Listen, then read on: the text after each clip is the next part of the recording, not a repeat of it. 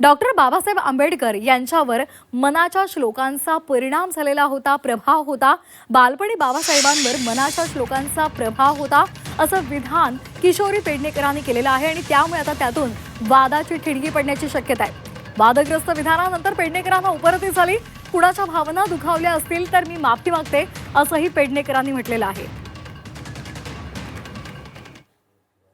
संविधानाचं बाबासाहेबांनी जेव्हा संविधान दिलं आणि बाबासाहेबांचा जर आपण संपूर्ण लहानपण पाहिलं गेलं तर मनाच्या श्लोकांचं बाबासाहेबांवर बऱ्यापैकी परिणाम दिसला आणि म्हणूनच शिक्षणाने आणि मन मजबूताने विचाराची पगडा तर बाबासाहेबांनी आपल्याला संविधान दिलं आणि बाबासाहेबांच्या संविधानामध्ये ज्याला खरं संविधान कळत असेल त्याला प्रत्येक ठिकाणी जरी वाक्यात हे नसली तरी त्या संविधानामध्ये चांगलं वर्तन करणारा नागरिक घडावा हेच दाखवत आहे, अधिकार दाखवत आहेत।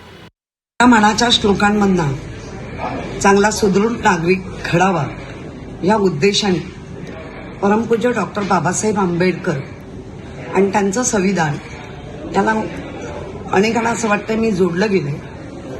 कोणाची त्या माध्यमातून जर मनं दुखली असतील तर मी माफी मागते, पण माझा उद्देशच वेगळा होता की चांगला नागरिक मग तो कुठल्याही जाती पंथाचा असावा, चांगला घडावा आणि आमचं जे संविधान आहे देशाचं त्या संविधानाचे कर्तव्य आणि अधिकार हे नागरिक चांगला घडल्यानंतर त्याला जास्त प्रमाणे कळेल अशा उद्देशाने वापरला आहे।